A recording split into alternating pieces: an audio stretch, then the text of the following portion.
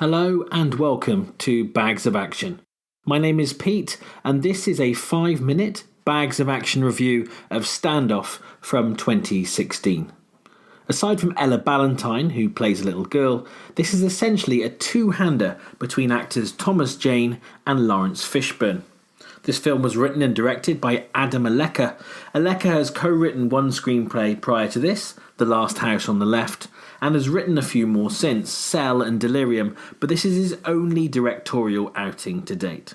Now, Standoff takes the traditional low-budget movie approach, having a small cast, only 11 people are credited in total, most of them only have a few minutes on screen, and sticking to one main location. In this film, that's a house. The first film I remember taking this kind of approach was probably Reservoir Dogs, and like that film, Standoff could easily have worked well as a stage play, as much as it did as a film. Now, I went into this having only seen the title and a picture of Fishburne on the Amazon Prime video page, so I didn't actually realise Thomas Jane was in it, or that Fishburne was the antagonist rather than the protagonist, until about 5 or 10 minutes in. So what's it about? What's Standoff about? This is how one of the users on IMDb described the film. Carter, Thomas Jane, a troubled veteran, gets a chance at redemption by protecting a 12-year-old girl from an assassin, Laurence Fishburne, after she witnesses a murder. Holding a shotgun with a single shell, he engages in physical and psychological warfare in a desperate fight for the girl's life. So it's a really interesting, albeit simple premise. The opening 5 to 10 minutes of the film did make me unsure whether I would continue with this movie or not. The film's low budget was very noticeable in how things were filmed, especially in the exterior scenes, and the way characters were introduced was abrupt and with no real sense of who anyone was. However, once the two lead actors started to square off against each other and it became a battle of wills with one of them upstairs, one of them downstairs, the film really started to come to life. Some of the dialogue is a little bit forced at times, but you have two very capable actors who make it work almost all of the time. Sometimes they're saying things to each other you just think, oh, that would be really cheesy if it was someone else. And with a low-budget movie, it could have easily been two lesser actors, but they do elevate the material, certainly.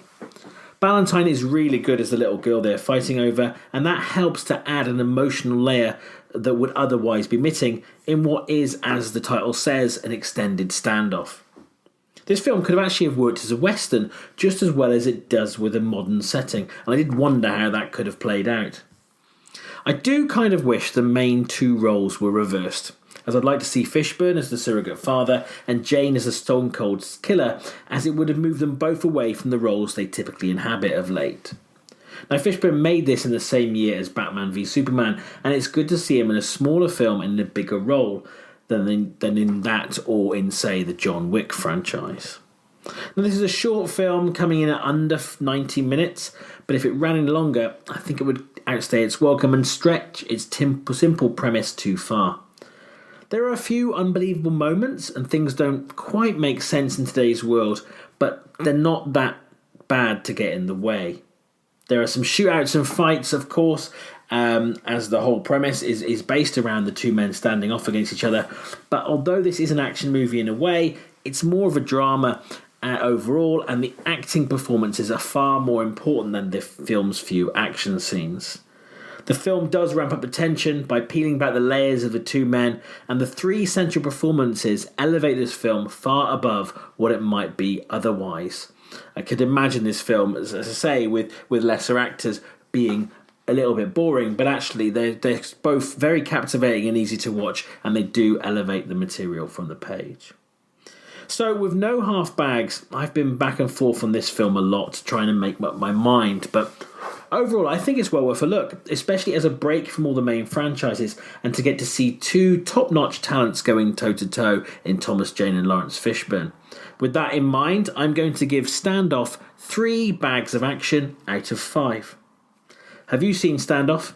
Do you agree with my assessment of it? Feel free to comment below or get in touch with us via email, Facebook or on Twitter.